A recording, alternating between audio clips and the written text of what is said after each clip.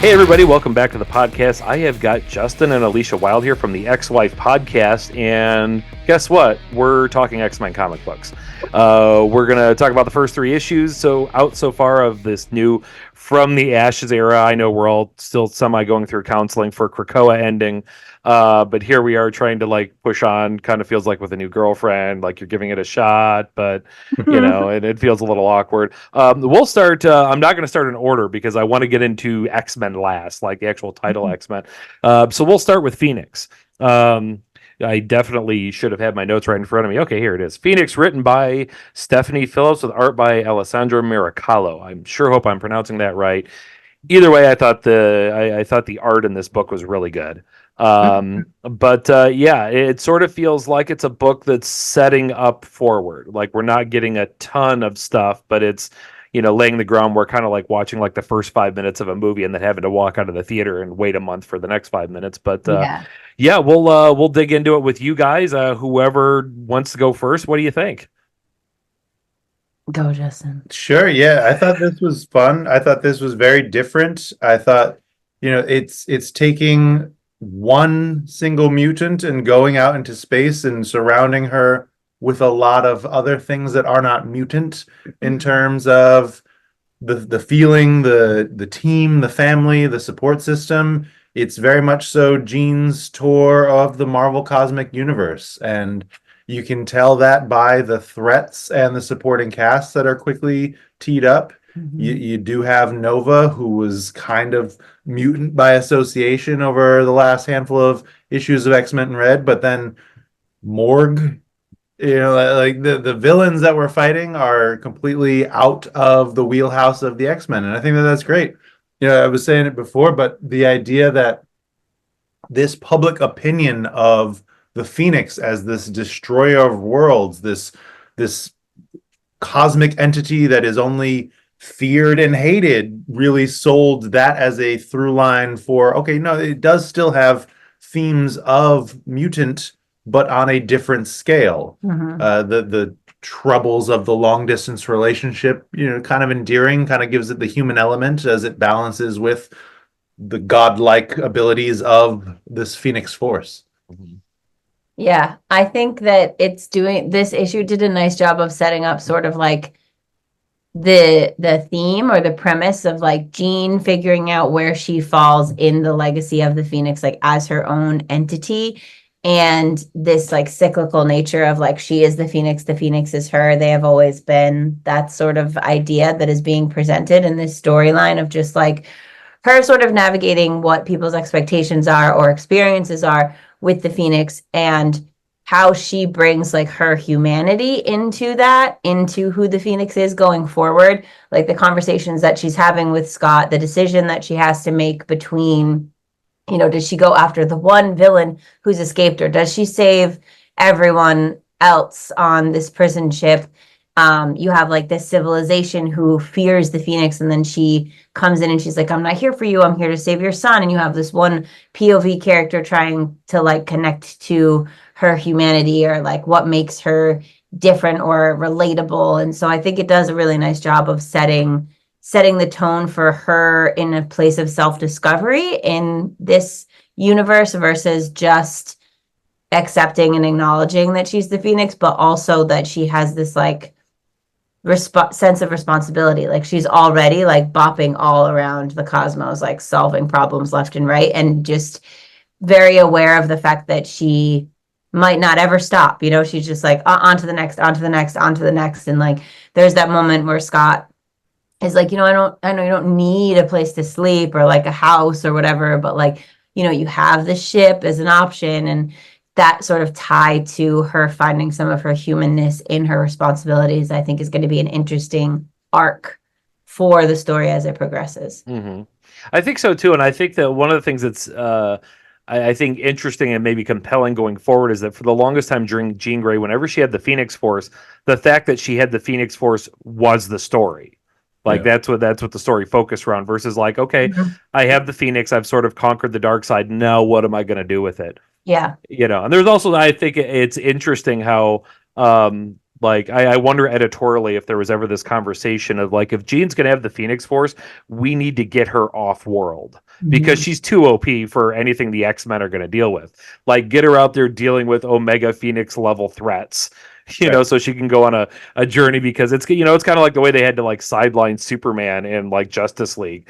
Because if he's there from the beginning of the movie, it's a 5-minute movie. You know what I Right. mean? So, It's like Thor and the Hulk not being in Civil War, because whichever side they're on, they're just going to tear through it. And right. in 3M or whatever, the Council of Secrets, Shadows, and the rest of the From the Ashes line, I think an Omega level telepath with godlike power could make quick work of those things. Yeah.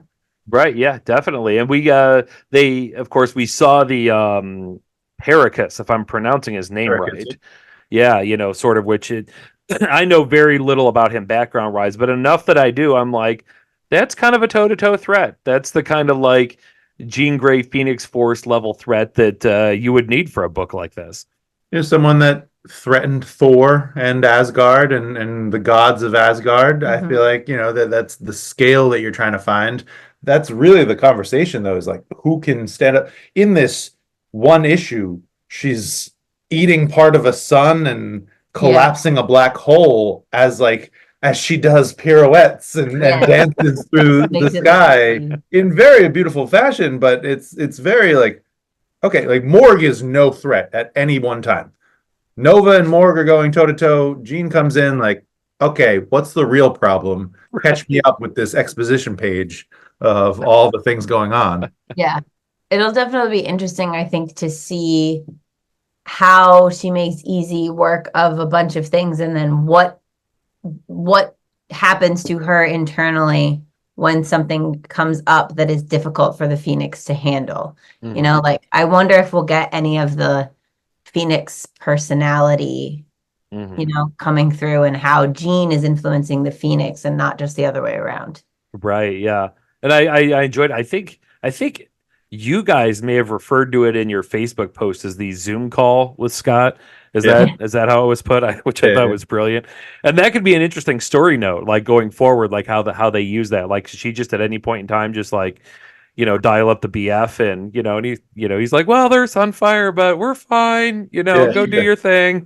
Let's save the world, sweetie. Which I thought was a really nice touch to have a level of intimacy between the two that you would otherwise not have for the ultimate of long distance relationships, but that they really are able to feel each other's emotions with this rapport, with this connection across space. And anything that you can do to humanize this almighty force, I think is really good. Mm-hmm.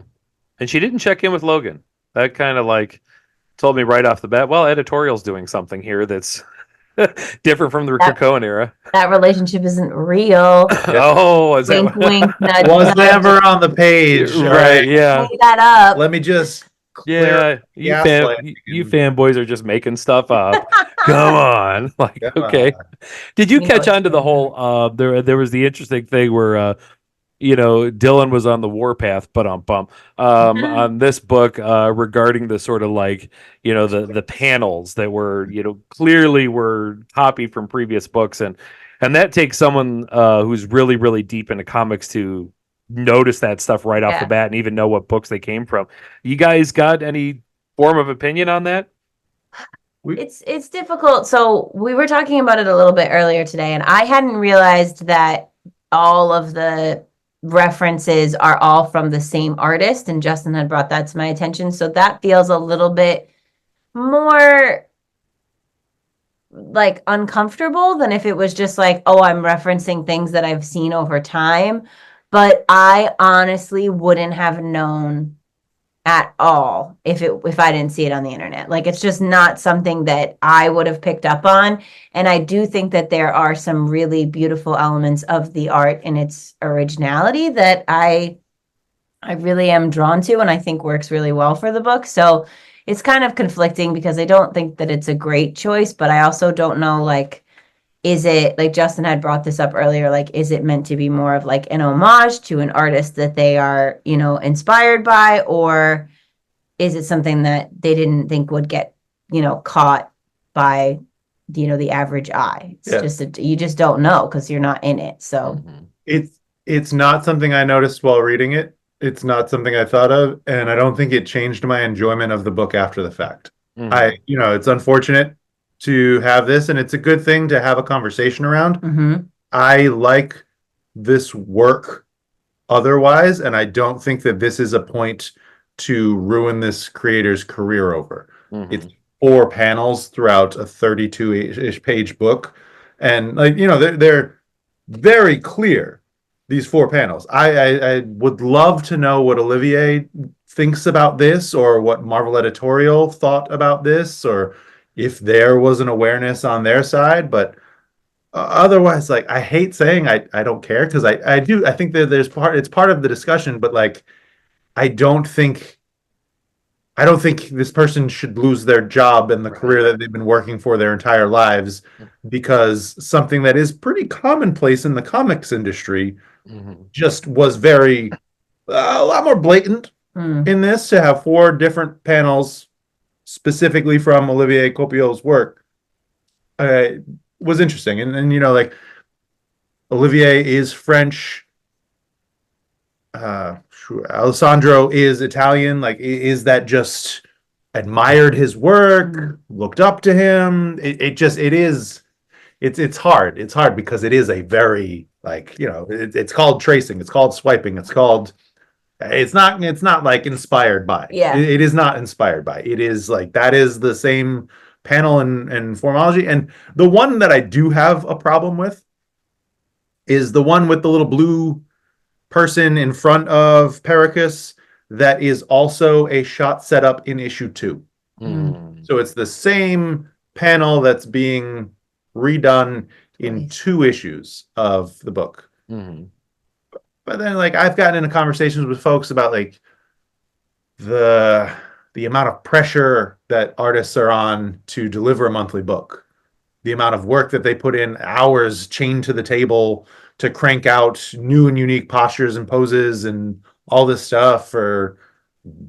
It's a very complex conversation that I don't think should deter from the overall enjoyment of the book and the series.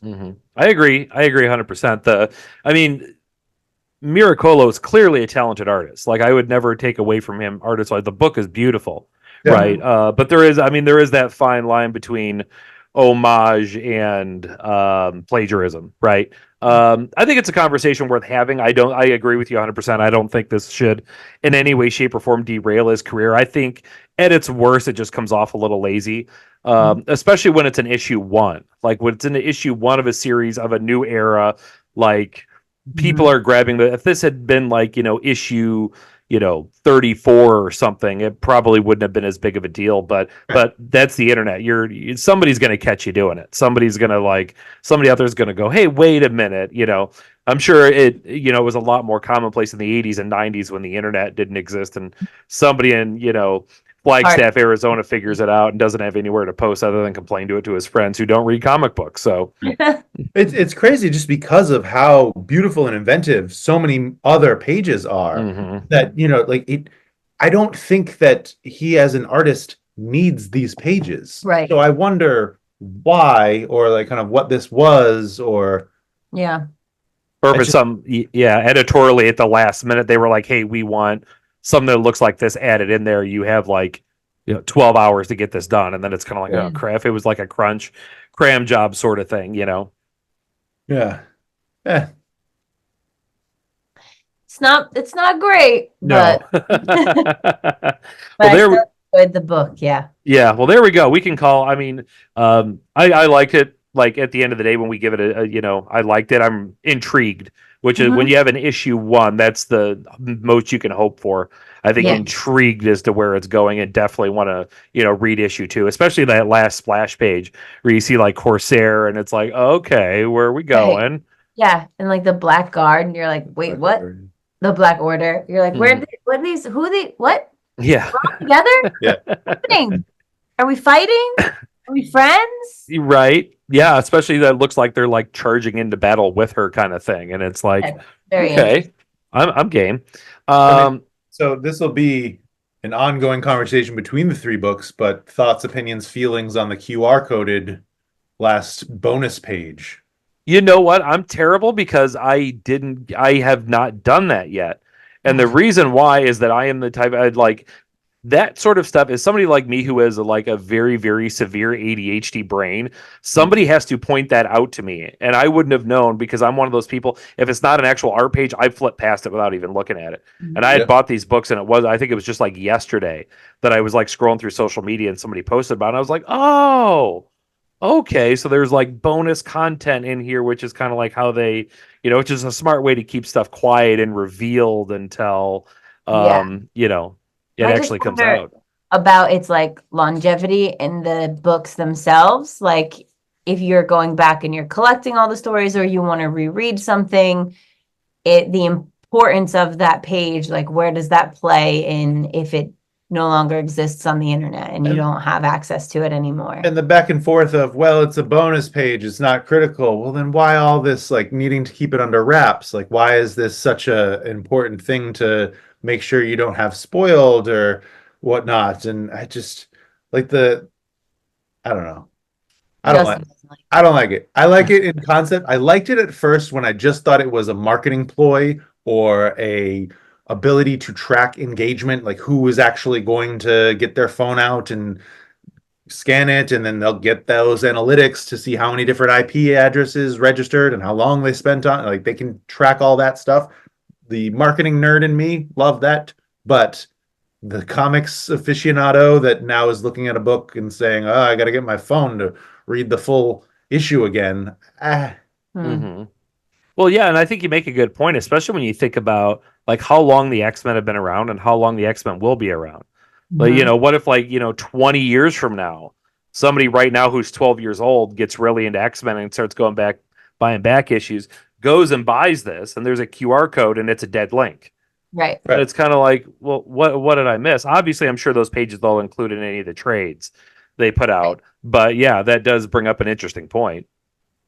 It's not, I don't know. I feel like I'm nervous about it. How do I keep track of my stuff? Yeah. And it's not attached to the book. Like Justin was saying, when you redeem the book digitally, it comes as the final page in the digital copy, not as a QR code.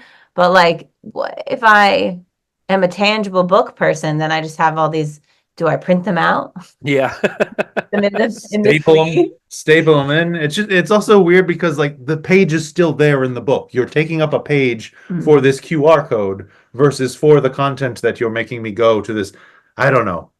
I feel like I'm an old man waving my arm at the clouds. Like I just Yeah. I feel that one. I mean, I felt that way for a long time, even with the numbering system, because like even in the 90s, like you could pick up issue, 300, whatever, and like numerically that went all the way back to issue one. And then it's not, you're always dropping new stuff. I did notice that, like, and we'll get into it, but like X-Men, here, and it's X-Men #1, but up there and they got in the corner like Legacy 301. Like letting you know that goes back to like the first issue, the Jim Lee, Chris Claremont. But yeah, I'm all about the old man status with that stuff. I'm kind of like, stupid. Back in my day, the page was in the damn book, All right. Well, hey, we'll call it on that one. I want to get into next one is the NYX #1, which is one of the books from the Ashes I was actually legitimately excited about. I'll throw it up on screen there. Everybody can see it, even though it's going to reflect really bad. Side note, I did everything in my power to grab as many of the variant covers as I could, and I got all but one of them. Nice. But yeah, written by Jackson Lansing and Colin Kelly with art by Francisco Mortarino. I keep saying that over and over because when I was doing a video last week, I butchered his name like 5 times. I could have a whole blooper reel of me just like butchering it. This one is kind of like I like the way it's been listed as like a team, non-team. Like we are they going to become a team? Like they've introduced these characters. Well, I shouldn't say introduced because we know who the characters are, but Sophie and Kamala Khan and Laura and Anole and Prodigy are here in New York City post Krakoa trying to just sort of make their way sort of thing. So yeah, thoughts on this one, whoever wants to go first. This is at the moment my favorite of the three, my favorite of the new line. I really love the character dynamics in this. I think the story was like really fun to read and offered like a lot of twists and surprises that I wasn't expecting. Like I was very uncertain when I first saw this title and I looked at like, okay, these are the people that are going to be in this book or on this team. Like, what is their dynamic going to be like together? How are they going to interact? Of all the cuckoos, why do we have Sophie? Like, just very intrigued, but feeling kind of unsure. And reading this, I was just like, this is fun. Like, I really like Kamala as a character. I relate to her awkwardness like so hard that like all of the moments where she's trying to like fit in with like Sophie wanting her to be a friend, and she's like, we don't have a study group. Like, what study group? Like, no, be cool, girl, be cool. Like that was really really interesting. And I really am enjoying seeing all of the characters in their individual places within the city and seeing that their like lives are intertwined without it having to be, we're in a headquarters, we have a team that's already established. Like, I'm not sure if they will ever form a solid team or if they'll all just kind of be like individual threads that kind of weave together throughout. But either either way it happens, like I'm invested in the story. And then I like that there's multiple angles.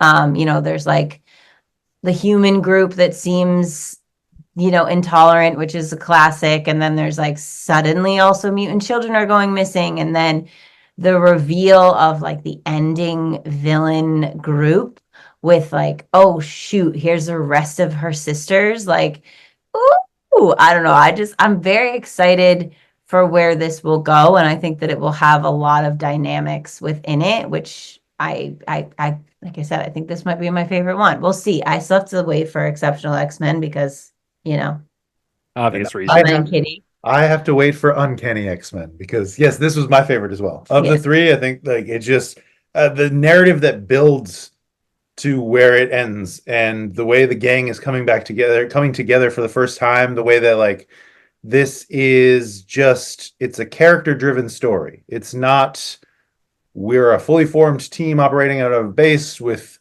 which is very traditional X-Men. This feels different in a way, and it feels like the fact that they are these younger mutants that have these thoughts and opinions and feelings about mutant society at large, and the idea of being refugees in the streets of New York and bumping into this new, like it feels street level. It feels street level in the sense that like Spider-Man and Daredevil are street level versus the Avengers and Fantastic Four is more big villain of the week in the space, all that stuff. I felt like I was more connected to the characters, what they wanted, what they were trying to do versus the plot of what was going on.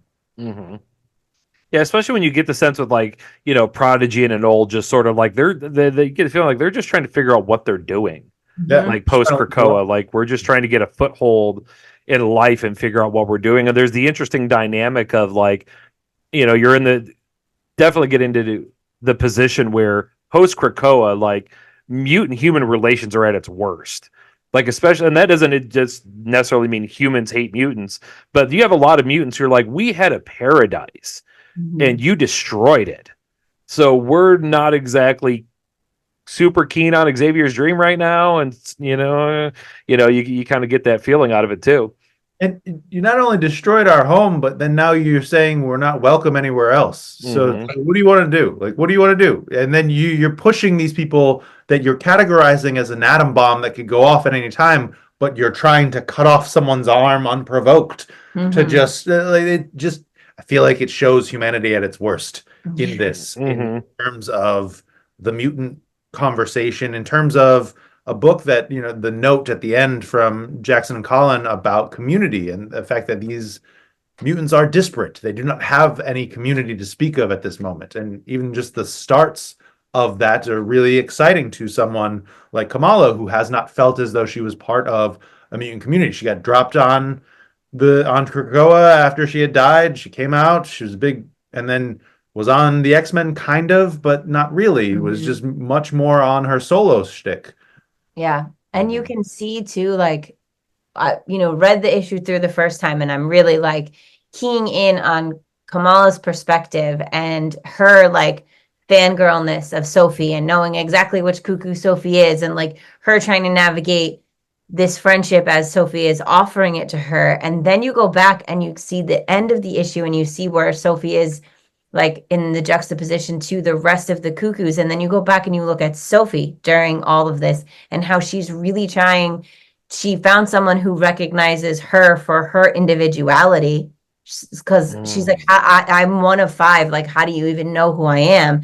And the fact that Kamala like can pick her out and knows her what makes her different from her sisters. And then Sophie wants to connect with her and be friends with her and is like, are you sure you don't want to sleep at my house? And there's just like that interesting level of her loneliness and her longing for connection that she doesn't have because of Krakoa, but also because of being outside of her hive mind with her sisters. And then you have so many thoughts and feelings. You're like, is she a plant?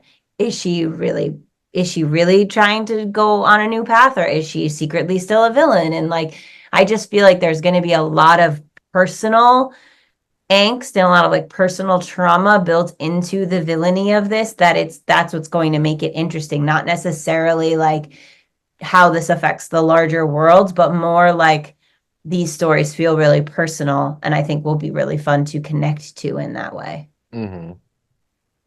Getting lost in the power effect specifications where it feels as though one of the four cuckoos here is selling out the other three.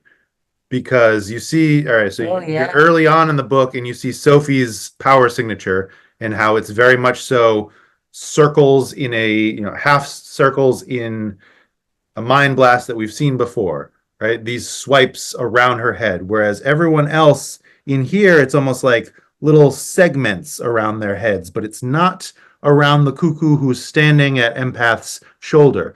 It is the same effect on the person at the piano who is getting their hands bloodied from playing the piano. So it's not the cuckoos using their powers here. It doesn't feel like. It could be Empath and whichever one of the five is this cuckoo manipulating the other three. Mm-hmm. Mm. It makes me want to go back to that premonition that Destiny had and see if there's any weight to what she said about where they would all end up. Mm-hmm. But I didn't do that. Yeah. I can't talk about it. Well, and I like it. I think just like you said, it feels street level, feels a lot more personal. Focusing more on what these characters are going through. I think it's interesting that, and not in a bad way. I don't mean this sound bad, but so many of the variant covers had Laura Kinney on them, and yet she's in this book very briefly. Like, she shows up and is very Logan. Right? It's just like, kid, this ain't your fight. This is varsity league level shit. Get out of here. Go home, bake your cookies, let us deal with it. But again, and which I think is good. Like, everybody knows who Laura Kinney is. And with this being a new book, like, let's, these other characters sort of get more introduced to the reader and where their lives are and kind of where their minds are. I mean, even then, Anole wasn't in it very much. Prodigy wasn't in it very much. A lot more of the Kamala Khan, Sophie stuff that's going on. So I feel like interpersonal relationships is going to be like the engine of this book. Yeah. Yeah. And that, I feel like, is a good thing to have as the driving force versus big threats that we have to respond to, right? They're just trying to navigate what it means to be a mutant in New York. Yeah.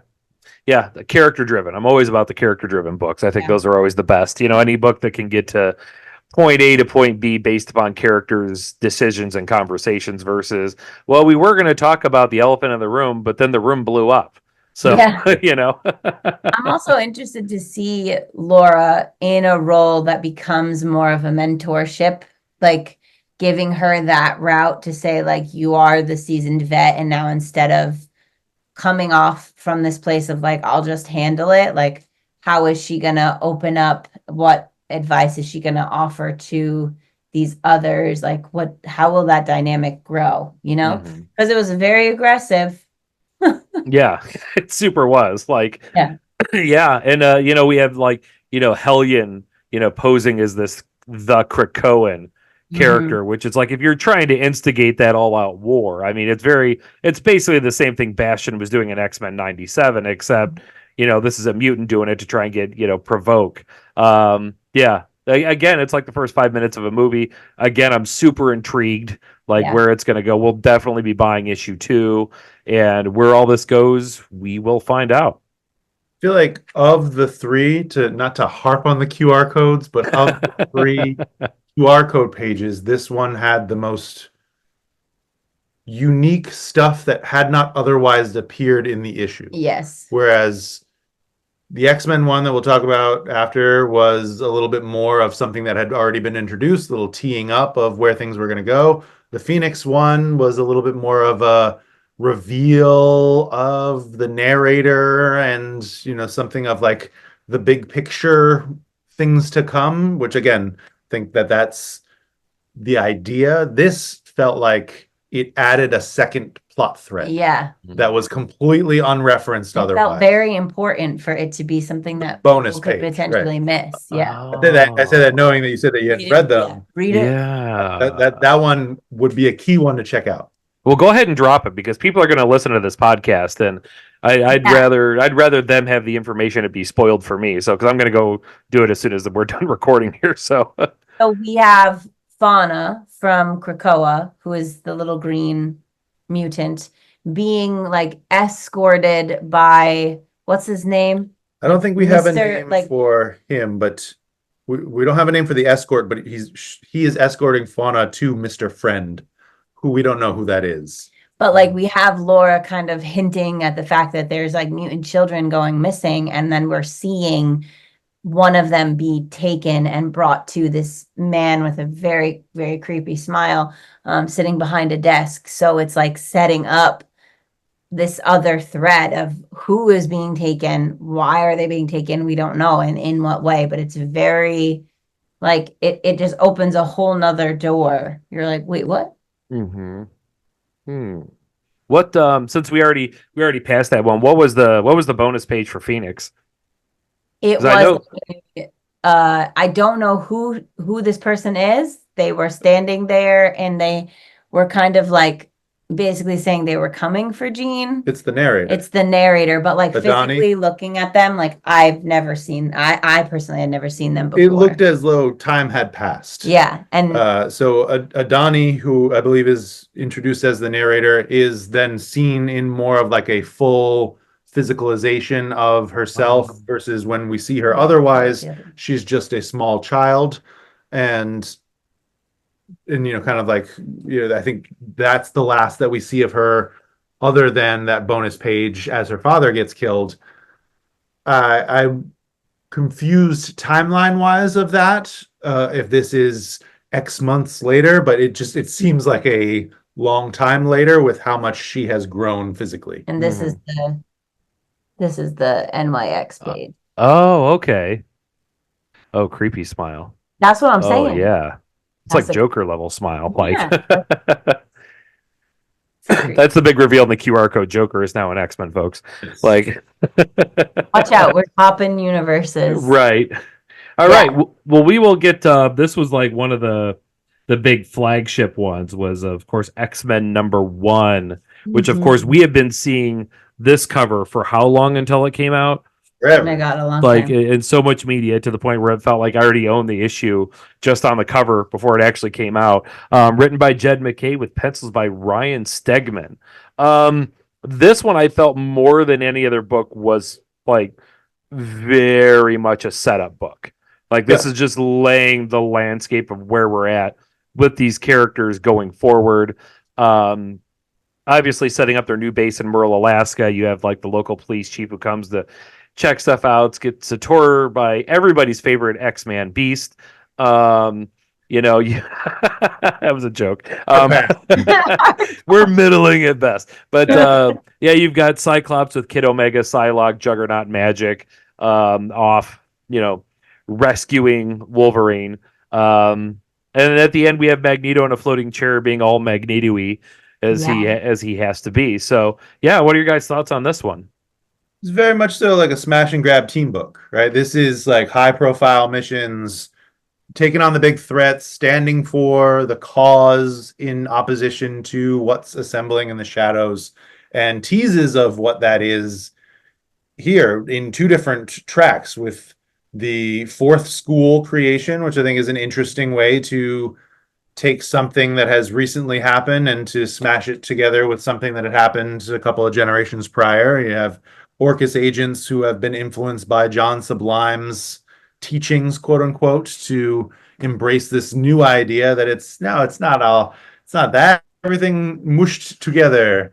Human, mutant, machine. It feels like a setup for the Sentinels story and where that might go. And Magneto was just peak in the chair to be the dragon that we know he needs to be. And I felt like, high action. This was the action book of the three. This was like the big, and I do like this as a team dynamic. I think these are interesting characters. They play off well from each other, and overall I enjoyed it. Yeah, I agree. I enjoyed the book a lot, and I am all for Magic and Juggernaut being like the Bash Brothers of the new X-Men line. Like, I just think that they're just going to be really fun together.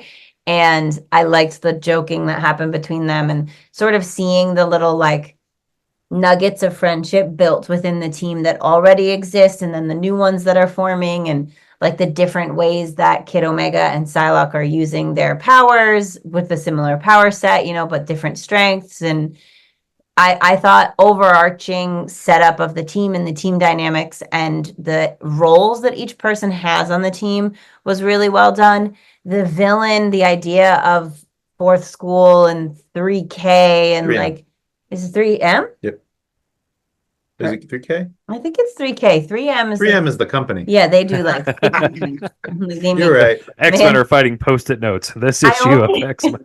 I only know they're 3K because I was talking to Blonde China about it, and he brought up how 3K kind of emulates the name of another group with 3Ks in their name that is a little scary to think about. So that sticking in the brain space. But that like formation of who those villains are feels like a little elusive to me. Like I'm not 100% latched onto that or fully understand like the full dynamic of it. So I'm interested to see like how that builds. But the story itself, like I very much enjoyed, and I think it's cool to see sort of where each of them stand in their post-Krakoan views. And like, there's like revolution vibes, and then because you have also like Magic and Magneto on the team. And I personally like just started reading that just for fun, like a couple months ago. Like I was like, this seems like story I want to read. And now I'm like, intrigue. But, just Magneto being very like, no, you should be afraid of us. Like, I'm done sugarcoating that for you. Like, that felt very, very powerful, and, funny moments of Beasts like already setting up a date with this chief or sheriff or whoever she is, like just already playing the romance card for me is just classic. Like, there's a lot of really classic things, and then there's some fun new things, and I just need to be sold on the villain. And I desperately would love for like a scientific villain that doesn't require me to read an entire like textbook about who they are to understand them. That's what I'm afraid of. Because hopefully we already know who they are based on the last page, which you haven't seen, and is maybe you've seen this one. It's not too much visual distinction, but these are the 4 pillars of 3K. 3K. I see the command strip box from here that says 3M.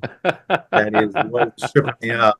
But the one that is the Doctor just looks so spot on for Dr. Barrington and the creation from the Sabretooth and the Exiles miniseries from Krakoa. Mm-hmm. And then the last one, who is the chairman, like just reads like the Krakoan, and I like that as a threaded narrative through the villain threat.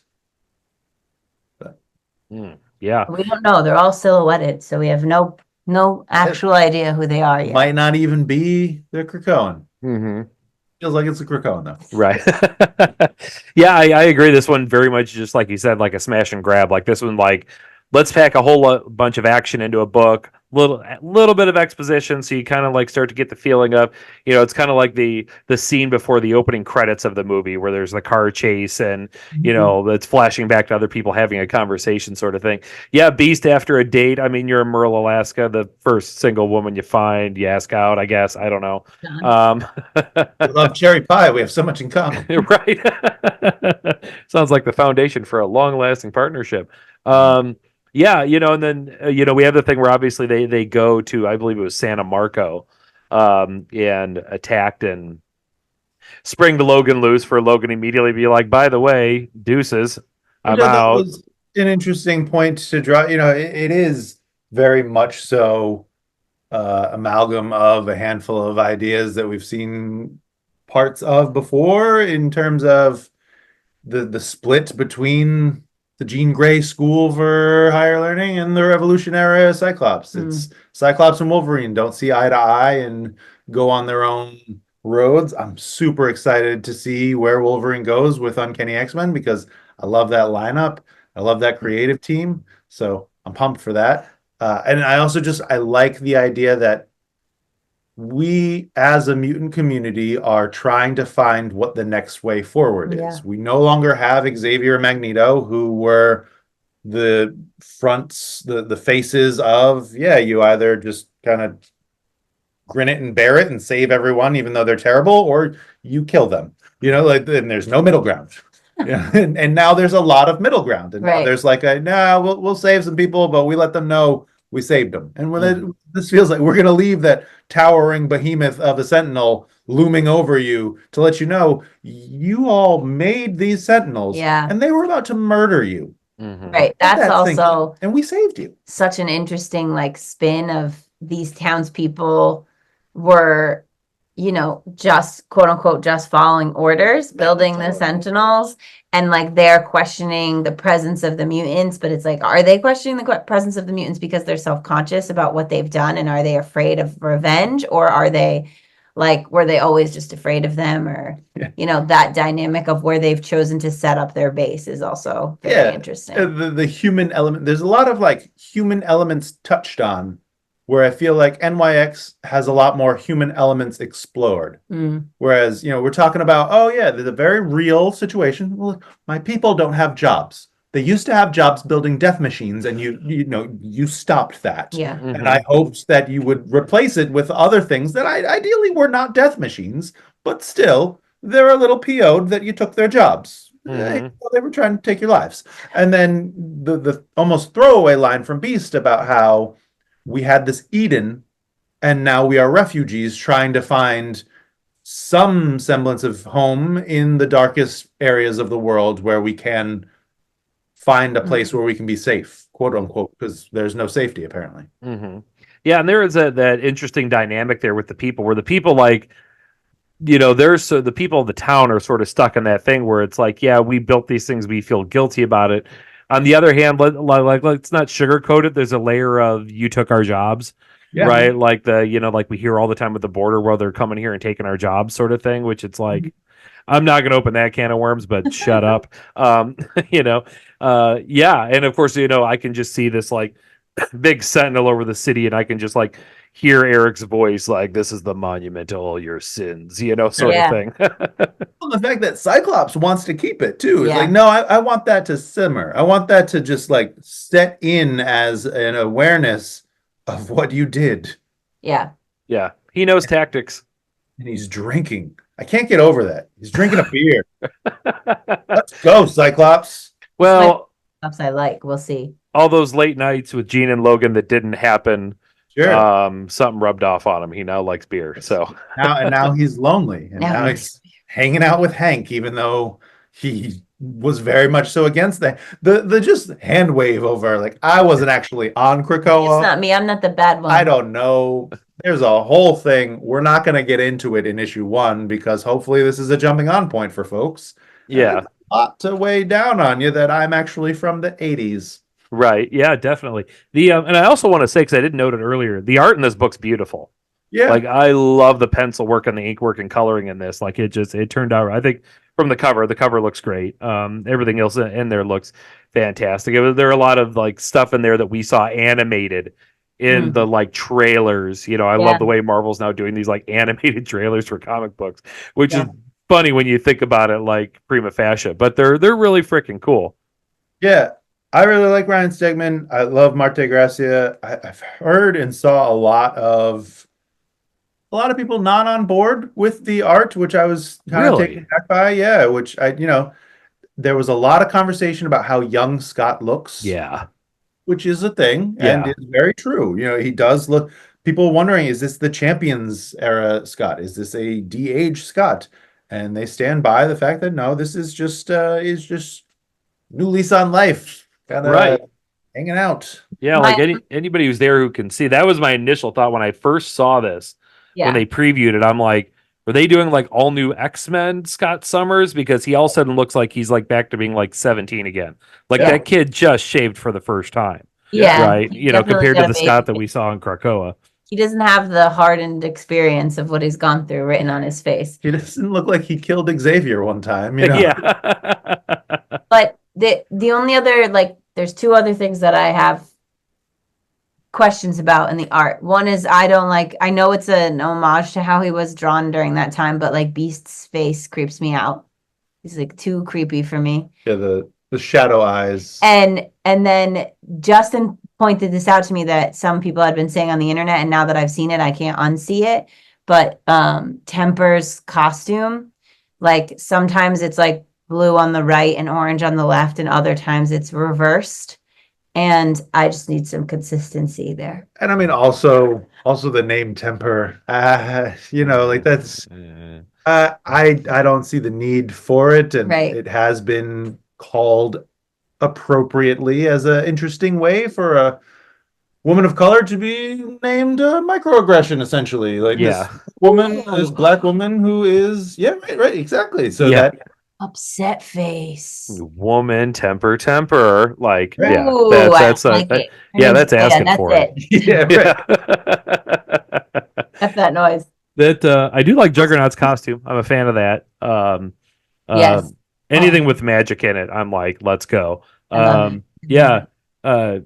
Kid Omega can just disappear. I've had that opinion like ever since like he first appeared in the all new X-Men. I'm like, oh god, X-Force sold me on him, but really, until then, I had never been interested. Ben Percy did some work to try to make me care about him, and I was like, okay, you can be on the team. You can be the Kenny that died. That's fun. I like that for you. But then now, like, without resurrection,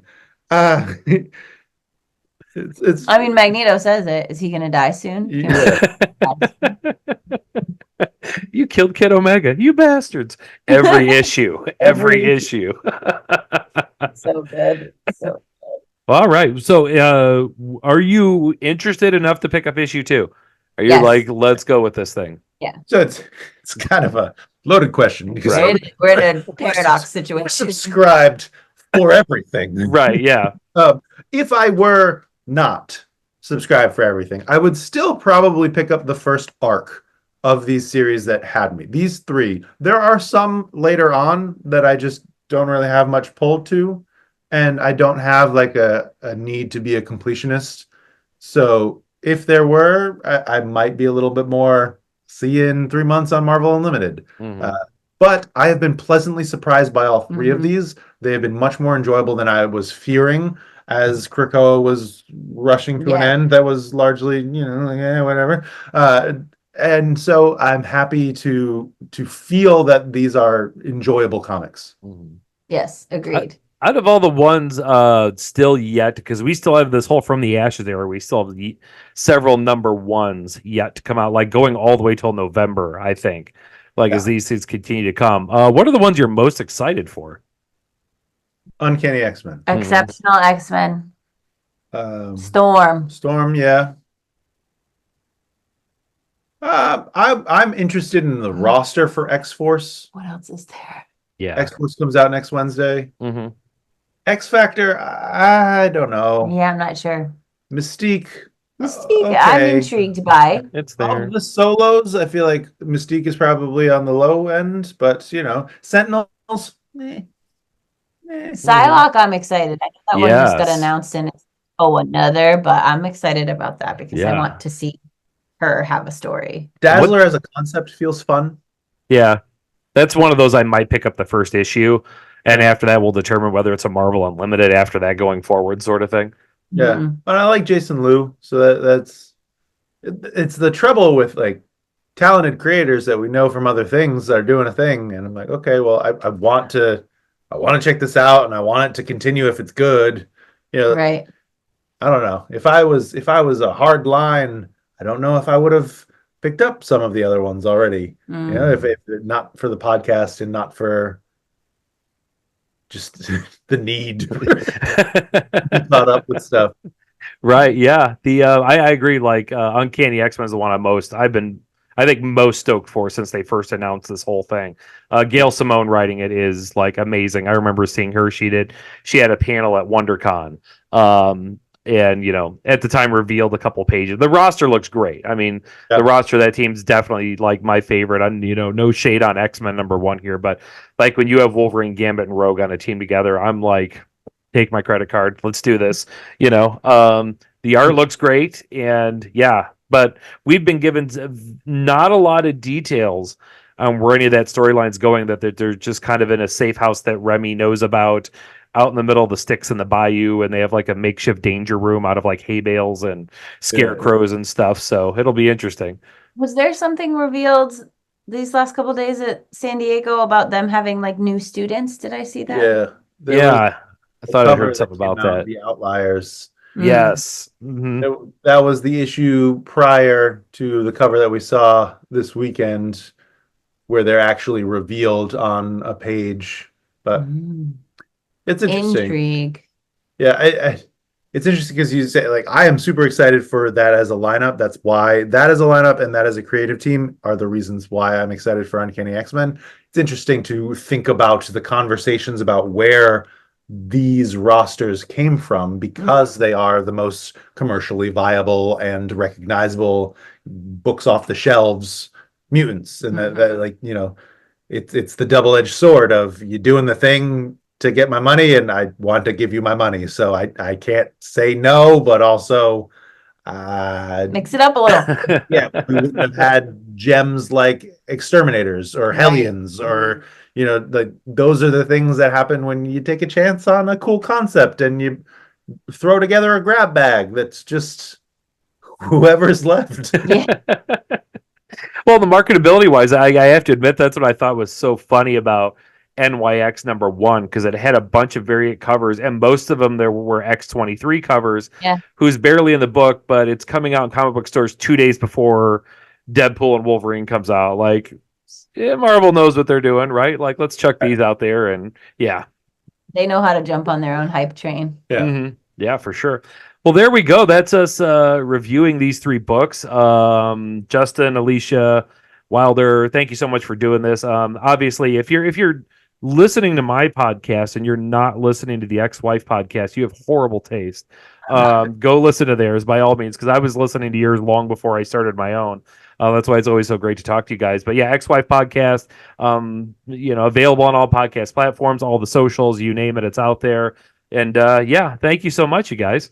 Yes, thank you. It's always fun to chat with you. So thank you so much for having us. Yeah, definitely. And we'll continue with this. This is definitely something this was sort of a thing I just sort of decided at the last minute, like, hey, why am I not like reviewing, like, how can you do an X-Men podcast and not do episodes talking about the comics? So this will be like a monthly thing we're going to do. And it's going to be a lot of fun. And yeah, thanks to you guys for being the introductory one. Oh, happy to. Happy It's to an do so. honor. Aha! All right, we're going to get out of here, everybody. We'll talk to you again another time.